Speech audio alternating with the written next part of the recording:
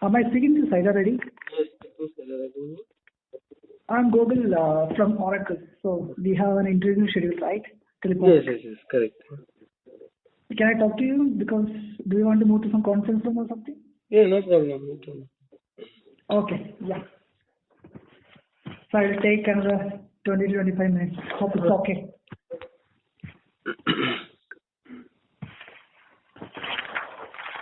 So how do you rate yourself in shell scripting out of 5? Shell scripting 3.5 I can give. Okay. And how about Git? Yeah, Github 4 I can give. Okay. And Maven? Yeah, Maven 4 I can give. 5 out of 4. Okay. And Jenkins? Jenkins also I am very good. 4 I can. Okay. So your experience is, you have mentioned it as 3+, so yes, like 3.4 years. Okay, so 3+, cool. And what's the current package now? Sorry? Current package? 5.2 lakhs. Okay. And expectation? 30% hike. Okay. And your notice? Notice 30 days. 30 days. Okay, cool. And so you're working for Sapient, right? Yes, Sapient. So it's in Whitefield, right? Yes, it's in Whitefield. Okay. So your team supports how many developers? Developers or Developers. So your team should be supporting QA and dev team, right? Yes. Development team you are asking, right? Yeah. I think, so 6 to 7 people are development team is there. Okay. And QA? QA 2 persons are there for that particular project. Okay, cool. So can you explain the branching strategy which you use in your product? You are using Git, right? Yes, I am using Git only. Okay. So can you briefly describe how many branches you have? So how it is? Yeah, for currently we are using 2 branches. One is a developing branch, another one is master branch. Okay. So for this development branch, all the developers are connecting. Okay. And they are converting the code into the branch. Okay. So as soon as the developer commits the code into the development branch, okay, the Jenkins is automatically triggering and it's doing the build. First it will run the JUnit test cases. Okay. So one second, I have a question there. So how Jenkins will come to know that developer did the commit? Yes, we have configured that webhooks and Paul SVM. Okay. As soon as the developer commits, it automatically triggers that one. Okay.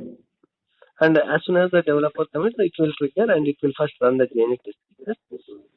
Okay. As soon as the developer commits the code, run the along with the code, he will commit the JUnit test cases as well. Okay. So once the JUnit test case is done, after that, if it is passes, then it will do the build. Okay.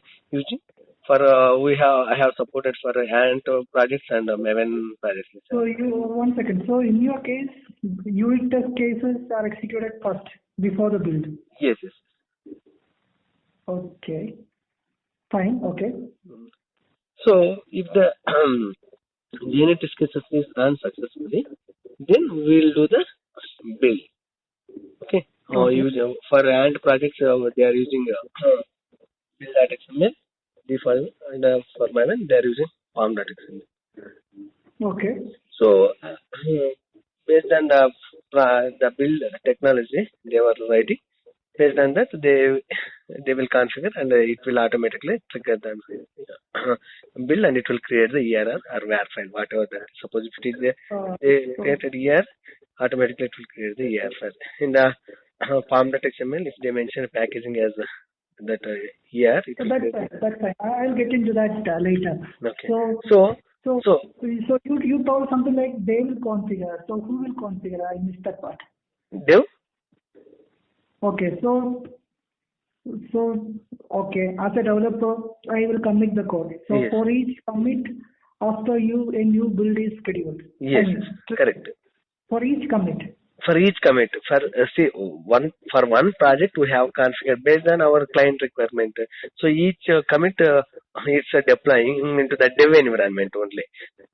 Okay. For other project, as per their requirement, we have nightly build, like scheduled builds. Every day around 7 o'clock, we are doing the build, integrating all the developers' code, and we are building. Building and we are deploying into the dev environment. Like based on client requirement, just we have doing like that for one project. Okay, got it. Yeah. So, can you give more details about how that call or the trigger happens in Jenkins when the commit happens? Can you explain that? Yeah, sure. See, we while creating the job, we have on the pool SCM. Okay, we have for that one we have mentioned every 1 minute. Okay, so what it will do, every 1 minute Jenkins will checks, keep on checks whether any update there in the GitHub or not. If any update is there, automatically it will get that one and it will do the build. Okay. Cool, so got it. That's enough. Actually, is there any? So this is from Jenkins. You are polling Git. Yes. So is there any other way from Git? Yes, Git also there. Hooks and services one option is there in the Git. Okay, in the settings, if you go there, if you will see that hooks and services, there you can select which service, whether you want to, if any commit, what you have to, which service you have to trigger. There you can select Jenkins. Like that, there you can have to provide the Jenkins service and that whatever the URL, the Jenkins URL, right? Whether it is some hostname.com/Jenkins, that URL has to provide. So then automatically from GitHub it will. What about the authentication? Sorry. What about the authentication? Jenkins will be having some username password, right? Yes. So if I simply call the URL, will it trigger? No. For that one purpose, we are doing two types of authentications. Okay, you can use the personal access token, or you can go for this SSH key gen. Just you can generate one public key and put it into in GitHub, just like that. SSH keys, okay, go there and you can generate and you can put it like that. You can go two ways. That time it will not ask the password. Okay, so suppose Dev finishes the work in Dev branch. Okay. So it has to be merged down, right? So yes, that's what I will explain you now. My deployment strategy. So we have two branches, right? I told you one branch develop branch, another one is master branch. So as soon as the developer commits, automatically deploying into the development branch, and we have configured the sonar cube and all these things and all going. Okay. Once the development is done, it's working fine, and the developer will say, okay, it's working fine. So we will merge that one development branch with the master branch. So we configure master branch with the pre-prod environment or staging environment, we call it. Right now we are following only the three environments. One is a development branch, another one is pre-prod, another one is production. Okay. So for development we have using the development branch. For staging or pre-prod we are using the master branch. Okay. Once we will configure this one, we'll click on build now. Automatically it will deploy into the production, this pre-prod. Okay. So we are using the IBM cloud. Okay. For a deployment and all. So once the UAT we are using only the three environment current project. Okay. So as soon as the UAT and the QA done, okay, they will give the sign off. So we'll go to the urban code deploy and we'll select the whatever the version we have deployed already in the staging or pre-prod with the same ER or WAR file. We will select and we will deploy into the production environment. We are not maintaining any branch for separate in the GitHub for production, because whatever the branch, master branch is there, right? Same code we have deployed to the staging environment. That is called as pre-prod. Okay. So same. So one question is, I have one question. So you have told developer will finish this thing and you will click build now. So the build is happening out of dev branch, right? No, development branch automatically. As soon as the developer commits, it's deploying to the development branch. For a pre-prod, okay, So we are developer is DevOps engineer is merging from a development branch to the master branch. Yeah. So I want to know the steps, Git steps. Okay, so in two ways we can do. One is going there in the UI, okay, GitHub.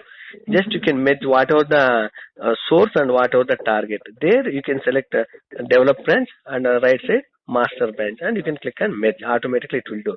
If any conflicts are there, it will not able to merge automatically. We have to go ahead and we have to do merge that one. Okay. So if the conflicts are not there, automatically it will merge. Okay. So like that we are doing. Or in Git commands also there. Okay.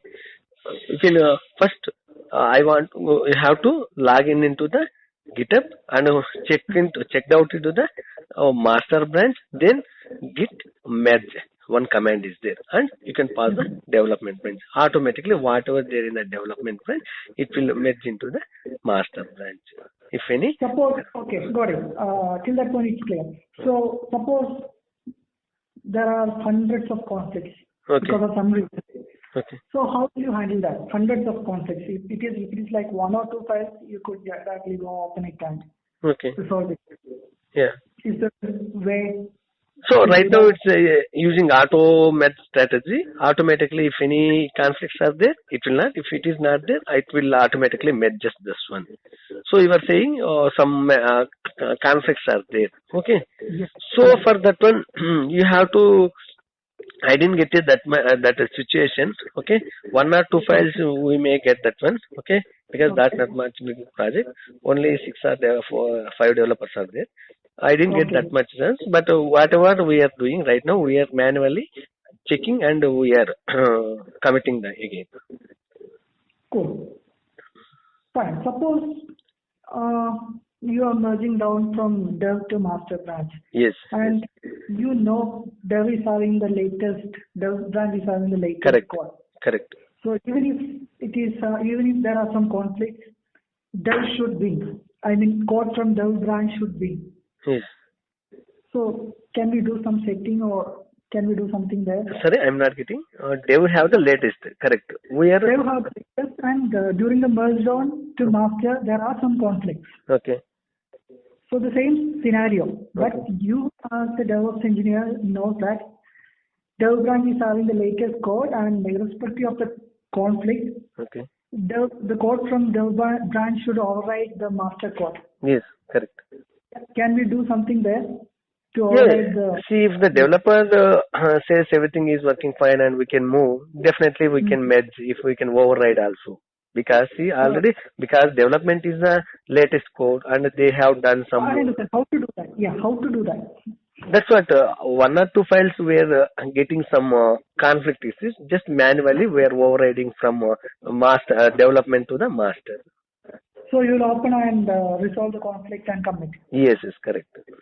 Okay, cool. So and who is maintaining the GitHub? Who maintaining? GitHub, right? The repository, right? GitHub. Yes, we are using GitHub, enterprise GitHub only. We are paying some money and we are using that one. Just we got that URL. Yes, enterprise GitHub URL. Will it back up everything or? Yes, it will take because we are using enterprise GitHub, right? That enterprise GitHub team is taking care of all these backups and all. And anyway, we are doing this. In the local developers also, right? In the developers, their local machine, everybody having their own local copy app in their local. So it is like a distributed kind of repository. That's why we are preferring this GitHub. That's okay. I was just wondering. So if you want to write some hook script, right? You have mentioned about some hook scripts. Hooks. So how will you add that? Hook script? Yeah. But I'm not sure about that, whatever you were asking, but I have configured like a Jenkins file for latest build now we are using. Instead of earlier we were using Freestyle and this Maven project, now we are using the pipeline project. Suppose after the commit. Okay. After the commit action, I want to write post commit hook script. Since this GitHub is maintained by this enterprise, you are using a licensed version. So Yes. in their side, how will you add the hook script? Yes, there also see they will provide the enterprise github.com that whatever the URL we want, they will give, right? So like sapient.com, like that they will give.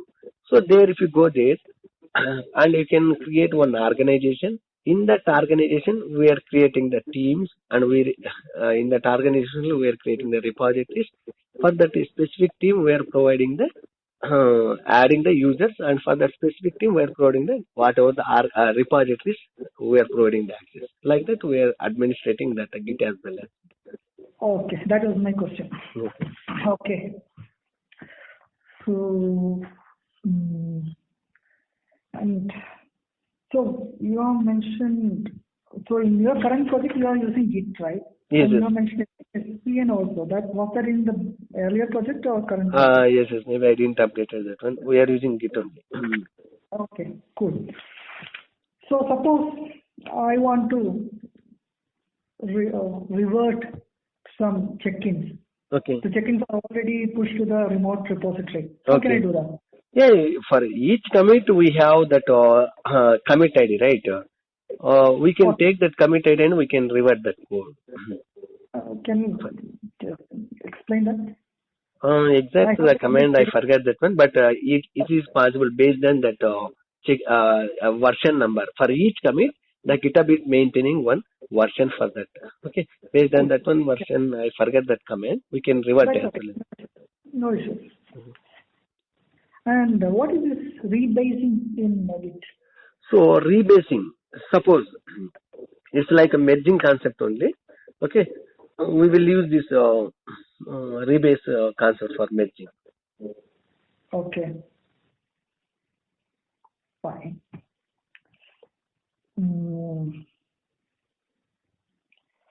So coming to Maven. Okay. So what kind of product you are supporting? Is like an web app or EJB app? Just now we are using normal web application only. We are not doing any this enterprise applications. Okay. Okay. So just Java projects only. Okay. And how many modules you have? Right now only the 2-3 modules are there. Okay. Core module and DO module, like that. Okay. Some 2-3 modules are there. So how each module is generating one jar, or how it is? Actually, see, one is that core Java, means like all the Java services, okay, and one other one is web module, okay, another one is geo module. All these are like generating jar files, and in the here var file, we are including that one. That's what for that one we are mentioning that parent modules in the palm.xml. See, in the packaging we will mention the palm. So it will go to in the var module only. We are mentioning the packaging like var file. So automatically it will create the var file. So how do you control the manifest file? See, this packaging needs a manifest, right? Packaging manifest. So just you are mentioning for Java files? Yeah, Java. Yeah. Okay. I didn't mention anything. So just in the packaging, just I'm putting that jar file or whatever it is palm. For only the web projects, I'm putting the var file. So automatically it's creating the var file. Okay. Suppose if I want to change the path from the default directory structure which is there in Maven, how can I do that? You mentioning about repositories? Yeah, no, in Maven project, right? It might be under your. Yes. Currently, see, actually in the Maven mainly worked on POM.xml, POM, project object model, right? Yeah. So by default, it will look into suppose everything Maven is working on dependencies. Whatever in the pom.xml, the dependency section, you will put dependency like that. One dependency, like you can put a number of dependencies in the dependencies tag, right? So first it will look into dependencies, nothing but jar file or something, whatever that version, everything will maintain. Suppose if it is a Spring, some Spring core modules like web modules like that, you are putting. First, it will look into your local repository. That is in your user home directory, and that. I'm not asking that. Suppose what happens is when we give the packaging as jar, and you are calling Nkdia and package or something, it will create the jar file. By default, it will put it into the target folder. Yeah, that is correct. But it will look for the class files in some particular location. I mean, that is the default configuration. Yes. So if it needs to be looked on some other directories apart from the default classes directory, can we do that? I'm not sure, but I didn't try it for maybe customized paths and all. But right now, I'm doing for only the this dynamic default whatever there in that classes folder. There only all the dot class files will be. Definitely we can do, maybe. I'm not sure about that. But this local repositories under by default it is there in the home directory .m2 folder. There it will create one repository folder. So if I want to change that default location, now it is under M2 directory, right? If I want to change that, can I do that? Yeah, definitely you can do. One in the settings.xml and the actual Maven home directory, one conf folder is there. In the different folders will be there. Conf folder, bin folder, like the lib folder, like that conf folder also there. In that conf folder, one configuration file is there, like XML file. That is called as settings.xml. In that, one tag is there, local repository. There you can go to and select, change that. Yeah, thanks. So you have mentioned about this Artifactory Repository, right? Yes. Yes. How that is configured? Actually, we have configured in two different stages. Okay. One is like in the job itself, in the Jenkins job itself, we have integrated JFrog Artifactory with Jenkins, and for each job we are configuring that JFrog. For other projects, we have put it into the settings.xml. Okay, automatically it's that dependencies getting from JFrog Artifactory instead of Maven remote repository, Maven centralized repository. See, actually in the Maven, three types of repositories there. First, it will check in. That's enough. That's okay. I don't want to go into that. Okay. I'm asking some specific questions. Okay. So in JFrog, right? Yes. So suppose you are building daily once or twice, and you are generating jar files. And how this JFrog manages these DOs and jar files or derived objects? How it manages that? How the versioning happens? See, for each build in the Jenkins, we are maintaining one version. First, it starts from version 1, 2, 3, like that. With the same build version, whatever is there in the Jenkins, with the same version, it will put it into the even JFrog Artifactory also with the same version, with the build number, everything. The build number or the version of the product? Build number. Right now, it is putting into the build number. So if you go to in the JFrog Artifactory, if you go to the build option, build one option is there in the left side. If you click on there, you can select which project that build. Go there for select that build the project name, and there you can see different builds are there, numbers. Whatever the Jenkins, suppose it starts from 1, right? Same also in the JFrog Artifactory, it starts from 1. Okay. With that version number, we are saving into the JFrog Artifactory. So, what is a goal in Maven? Sorry? Goal. What do you mean by goal? See, goal is nothing but one task. Like, suppose if you, we have different types of goals. Suppose just if you don't select and if can any goals and you just were setting, clicking and just triggering MVN, it will say you are not specified any goals. You have to specify one of the goal at least. Like MVN clean is one goal. What it will do? Just it will do the any previous build if any means that it will created any folders clean. Is clean goal? Sorry? Is clean a goal? Okay. Is it a goal or something else? Clean. Yes, clean is one goal. Okay, so can you explain the different life cycles? Okay. See, in the Maven, yeah. we have 3 life cycles. One is default, one is clean, one is cycle. One is default. Okay. Another one is site. Okay. Suppose if you default is nothing but site is nothing but if you have any documentation. Okay. Suppose for each developer they will write some documentation comments. Okay.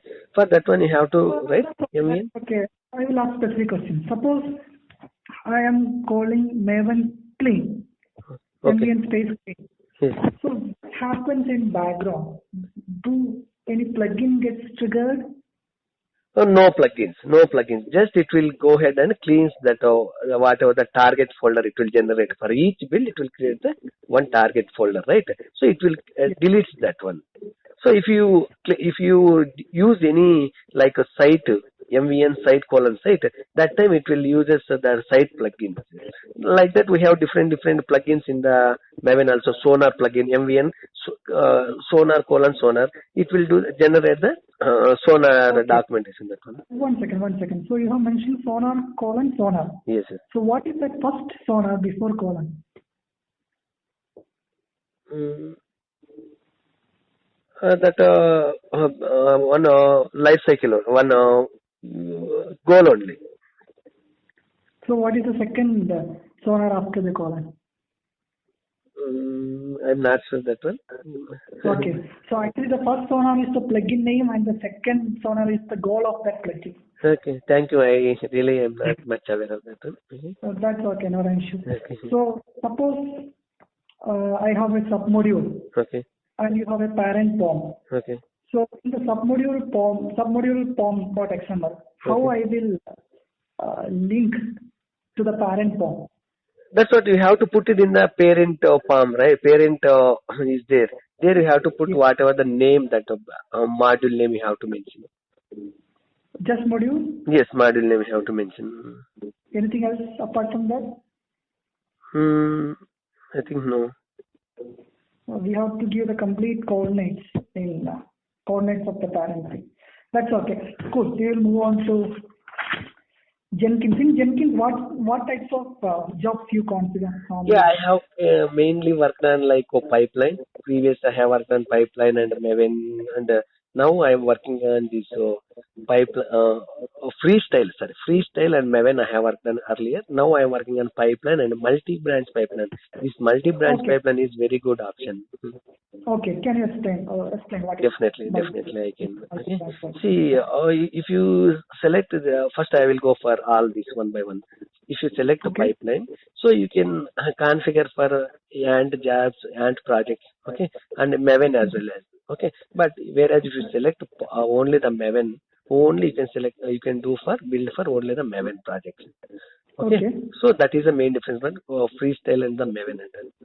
So apart from those are like old concept. Now we are using the pipeline. Okay. Pipeline and multi-branch pipeline. In the pipeline, we are using the one file, build file, like everything will write in that Jenkins file. J capital letter, Jenkins file. There is no extension. Okay. There it will use the Ruby, this Groovy script and all. There will mention stages by stages. First, it will check out the code. Then it will do the build. Then after that, we will mention the sonar cube. Like that, we are mentioning stages by stages. Okay. Like that, we are writing the Jenkins file. Okay. So where this Jenkins file is loaded, where we load it? Okay. So we have two options in the while Jenkins file also you can write those that is in the your project root directory. Okay, like wherever the build file is there, like pom.xml or build.xml, there it should be. So it otherwise, is in the source. Yes, source. It should be 100% in the repository. Otherwise, we can do other option also. Whatever there in the Jenkins file, you can put it into the while creating the job. You can put there also that Groovy script. You can do like two ways. It is not a mandatory. We have to maintain the Jenkins file. You can put it into the Jenkins job itself. So Jenkins will parse this file and proceed accordingly. Yes, according to whatever the stages you mentioned, the line by line, first line, second line, it will go like that, stages by stages. If any success, it will send a mail to the success mail also there. So what kind of project is this? Sorry? I mean, what kind of option is this in Jenkins? This is like pipeline you can select. So pipeline should be the job type. Yes, pipeline should be the type of that job. And multi-branch pipeline, it is very good option. Suppose we configure just for other project. See, suppose 5 developers are there. They have their own requirement. They are writing for their own branches they are using. Okay, developer or developer like that. They are using their own names in the branch names in the GitHub repository. Okay. Instead of they are writing their own independent code. Okay, each developer has their independent work. Just we have done some POs and all about this one.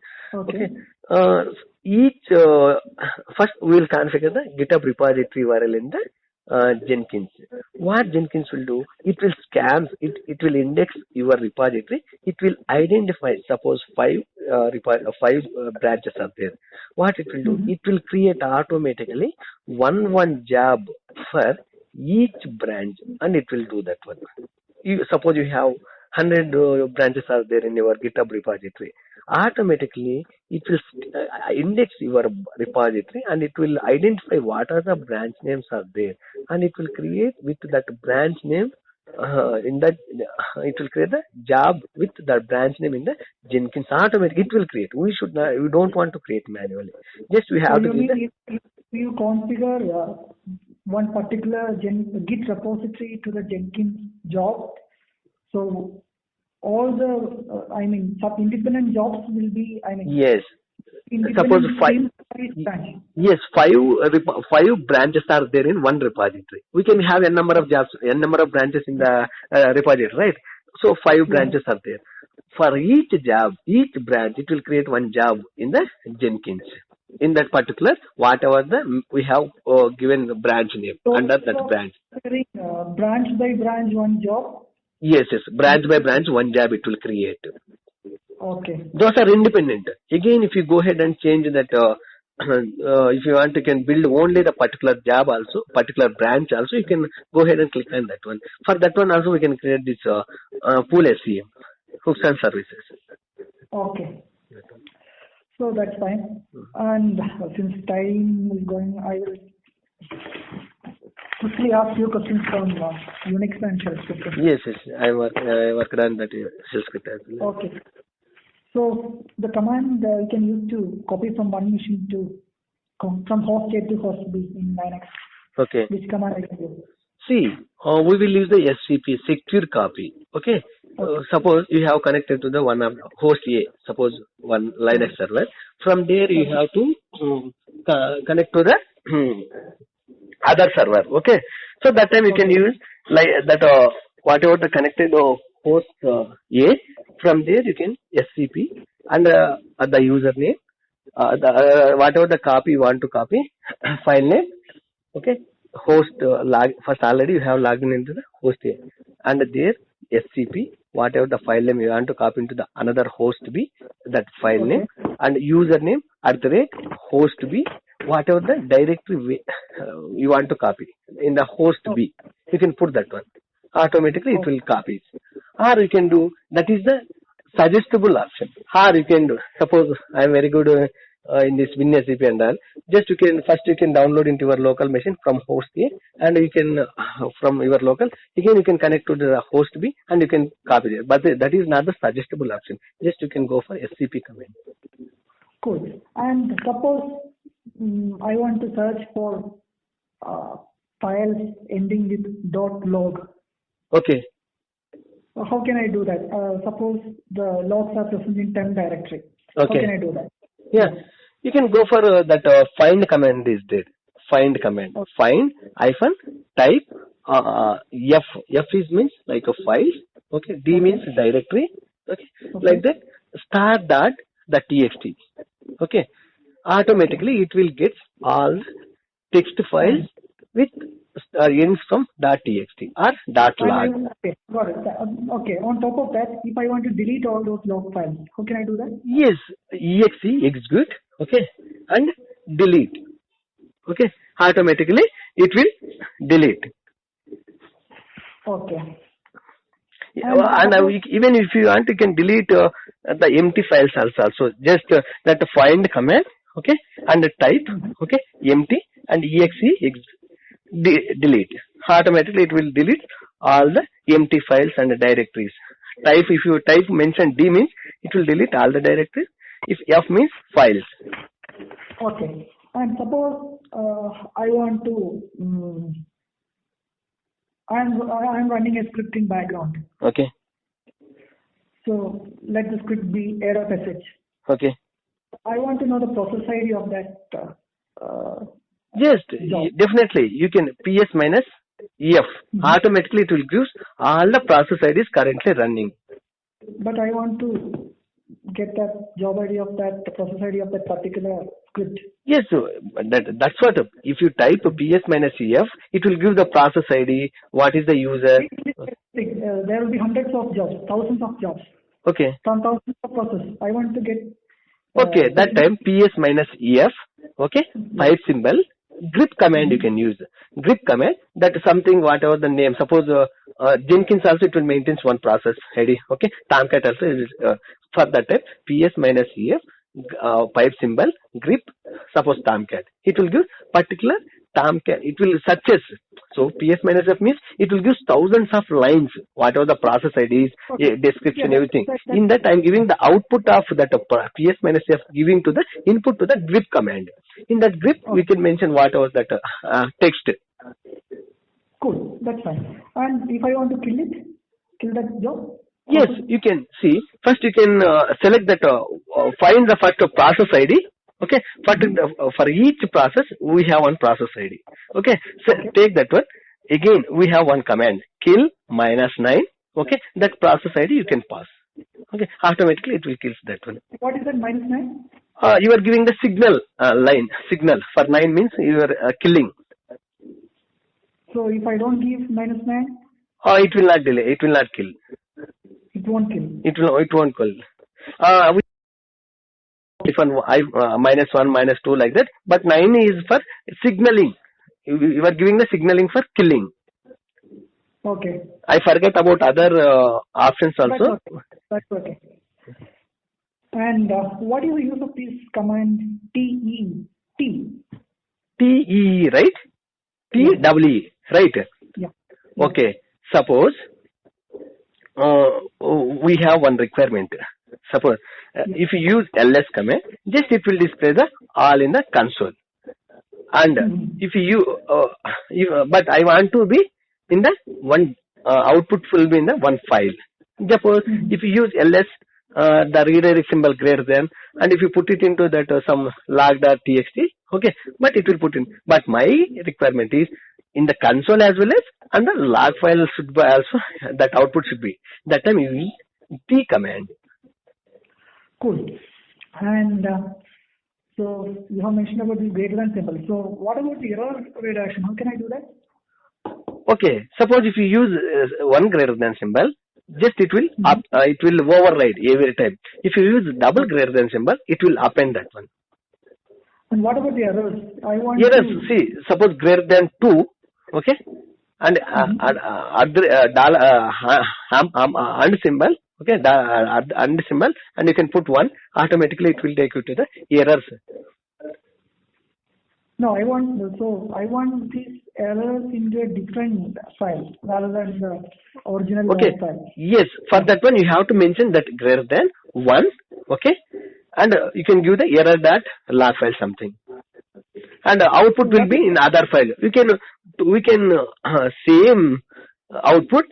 We can segregate. One is go to the errors, and one if you have any errors, it will go to the error file. And if any output, successful output. Why you want to give 2 greater than 1? What does that mean? 2 greater than 1? Sorry. So you told you have to put 2 greater than 1 and log name. Yes, and greater than 1 means it will, if any related to errors in that particular output, it will put it in the errors file. You have to mention that file name also. You have to pass. That's okay. You should check that after the interview. That's okay.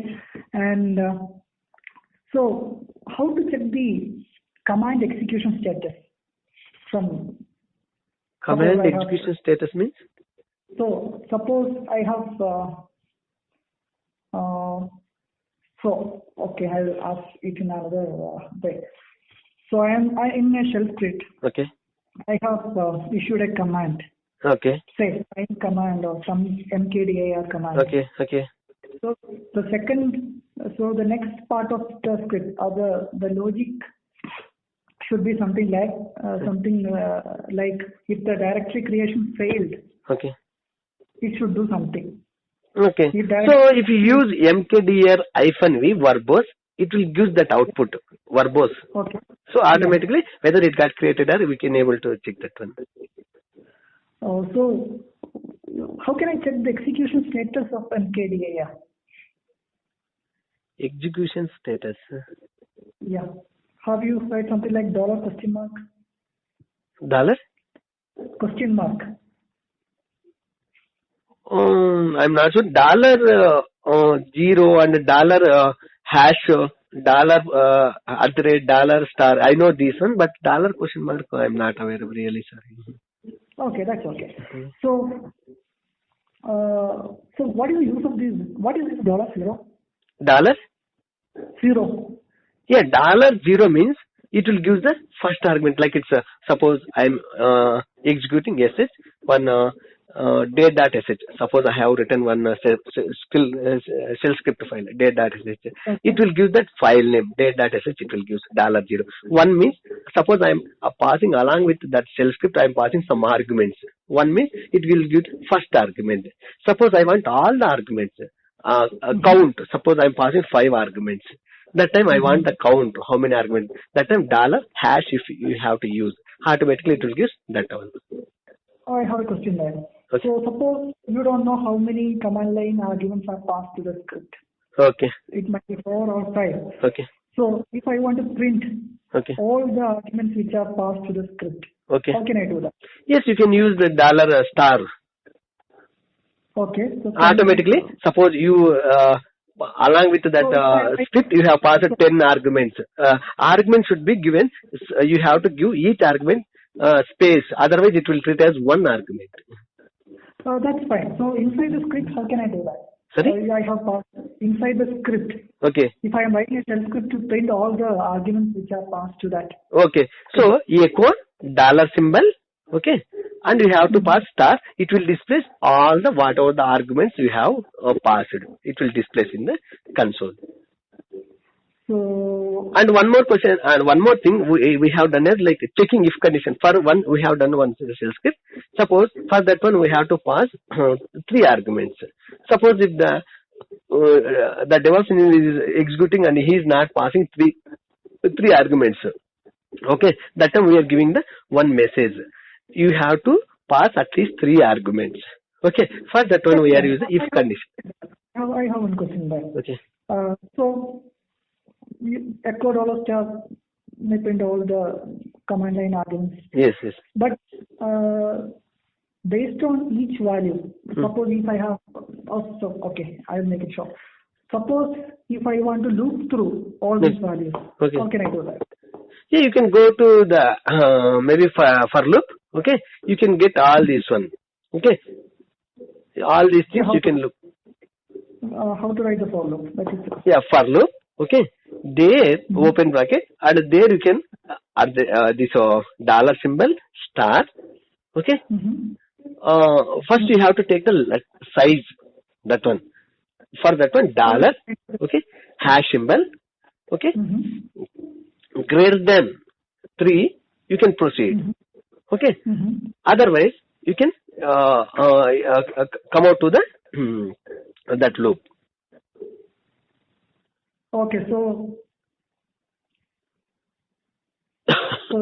okay, that's fine. But if I want to loop it, I want to print one by one. Yes, that's what. Go to that loop. Okay, first we are passing that one $, hash symbol greater than 3 means Okay, if we were passing more than 3 arguments, it will go to the loop. It will display. Okay. Again, -1, dollar symbol. Okay, that hash -1. So it will that one minus, and it will go again. It will iterate the loop and until it reaches 0. Okay, greater than or 0, it will execute that one. Until that the condition satisfied, it's keep on executing that one. For loop is executing. Cool. And how about this sed and awk? What is your knowledge on that? Sed and awk. Which one? SED and AWK. Oh, stream editor, right?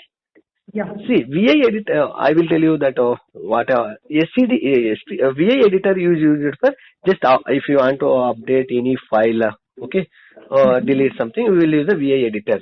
That is like directly you are editing your file, okay, physical file. But if you use SED, stream editor, okay, but it will not update your file. Whatever the output it comes, right? Okay, that one you are working on the stream editor. You are not touching your the exact actual file. So I will give one example. Suppose in one script file. About that? Sorry? There is no option to touch the source file using sed. Yeah, if you use SED, we don't want to directly we don't want to update that actual file. Okay, whatever coming output on that stream, you can work on that one. Okay, leave it. So set command to delete all empty lines from my file. Can I do that? I didn't work on much SED, but I have worked on like replacing some string with actual string, like that I have worked on, but deleting empty lines I didn't work on. Just asked to know whether you have SED slash in the single quote yes, okay, that space and whatever that string we have to replace, those things I have worked on, but we can do empty, even you can delete empty lines in that file as well as. Okay. Cool. And how about awk? Did you try awk? AWK? Yeah. No, I didn't work on that one. Cool, not a problem. Just wanted to know. That's why I'm asking. Okay, I didn't work then. Whatever I know, I'm telling as a fact. That's right. Frankly. Mainly I worked on this top command. Suppose sometimes the developer says application is not performing well. I will execute that top command. It will give all that process IDs and how much of each process, which user that process is running. Okay, and how much of CPU utilization, how much of memory utilization. Based on that, suppose if only one process is having more than 80, then we will contact to what is the job of that one, whether it is a Java application, and we will contact to that user and we'll do that monitoring commands and all. I'm very good. Cool, got it. And final question. And you have mentioned about this Ansible. Yes, Ansible. So the question is how you are using Ansible, like so. For deployment purpose, we have used that one, and some this upgrading. Suppose any packages are suppose we are maintaining 5 to 6 servers. In each server, suppose one software you have to upgrade. For that one, we have written all the playbooks. All these servers, Ansible server, Ansible nodes. This will work mainly on passwordless communication. Like we will create that SSH. All these are Ansible is working on SSH connection mechanism. For that one, you have to first create the passwordless mechanism. How will that using SSH keygen? Just you can generate the one key and you can copy into the Ansible server automatically without passwordless SSH. That user at the rate that the node name if you put, automatically it will connect. Sorry. Real-time case in your project. That was what I was asking. Okay. So we are using 2 ways, mainly for configuring this, if any upgradation packages, okay, and for deployment purpose also we are using this one. For suppose in node one Tomcat server is there, okay, from Jenkins we will take that var file and we are putting for that one we are see in the Tomcat we are using. So Tomcat just we have to in the web apps folder, just we have to copy that one. Okay, for that thing we are writing in the playbooks using that YAML format. So how that linking happens between Ansible and Jenkins? Oh, that one you can see in the Ansible and my Jenkins are in the same environment. Okay. Okay. As soon as that it will that WAR file is done, okay, it will take that one. Okay, that's what we are writing in the Jenkins file. Okay, in the Jenkins that is one stage. Okay, once that build is done, automatically we are doing this one more stages like Ansible. You can give any name for stages. Okay, automatically it in the workspace. Okay, it will take that one and it will copy into the Tomcast directory. Web apps folder. Other notes. Okay. Cool. Thanks, man. Sorry. May I know your name? I forgot. Gokul. Sorry? Gokul. Okay, Gokul. Thanks a lot. Thanks for your time. And may I know, I have one more question. May I know what profile you are looking and what is the main requirement? See, here what happens is, here build team is very big. Okay. I mean, build and release team, so it is divided into different pillars. Okay. Build and release and deployment team, you are differentiating? Or? So build is a separate team, deployment is a separate team, okay. is separate team, everything is separate team because we are supporting 1,000 developers and 200 QA engineers. Okay. It's a huge project. So here we will be mainly working on deployment part. On this environment, we have some 50, 60 environments. Okay. Then we have scripting extensively for. Okay. So are you looking any specific tools and technologies? Yeah. Basically what happens is here we have mostly in-house tools, which Oracle developers. Okay. So, but that is on top of this Maven, Git. Yeah, even any tools you are developing, but will take the base on that. Even suppose if you IBM takes RAD and one is tool is there, they have developed on that Eclipse only. Like that, my Eclipse, those are like. Even Jenkins also. See, cloud-based Jenkins is there. That is enterprise edition. But they have developed on top of this Jenkins community edition only. Okay. So what we have is, we have Hudson configured here. Jenkins. Hudson. Okay, yeah. Hudson and Jenkins are same family only. They are divided like they are brothers only. Yeah, that's one thing. And Maven part, we won't be... actually, we are using Ant here. Okay. Ant also I am very good in. But nowadays, everybody using mostly on Maven. And the Ant code is almost completely written years back. So it is in maintenance mode. Okay. And mostly in Ant, they have written a lot of libraries, extra libraries. Contrib libraries. And we are calling those libraries. So it's kind of an extended version of Ant.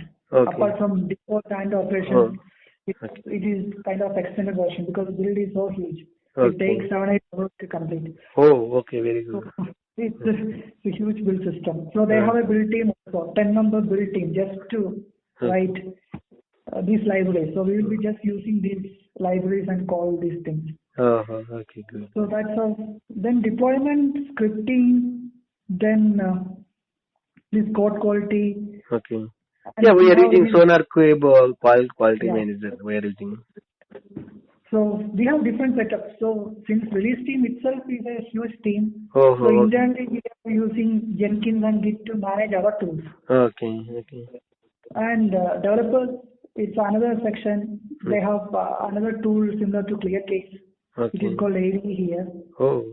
But it is in-house product of Oracle, but it's on top of all ClearCase version. Okay, good. We are maintaining that also. Okay. So it's kind of a mixed environment.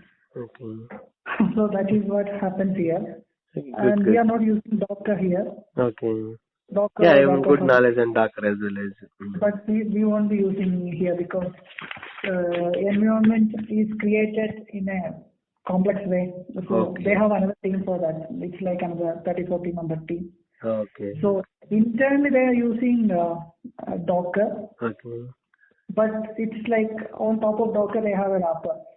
So They're So not dependent. all tools are like customized by Oracle, their own. Yes, extensively customized. Okay. That's, Yeah, that's yeah. If you know that base tool, definitely it is yeah, easy yeah, that's to right. adapt for That's right. whatever that Yeah, customized tool, right? that's right. That is why I was asking questions from all these things. Okay. Because it's like customized thing, so you cannot find anyone who knows about that outside Oracle. Yes, yes, So yes. we Yeah, customized. once So we'll go into the organization, definitely we'll learn all these things based on that base technology. that's right. Okay.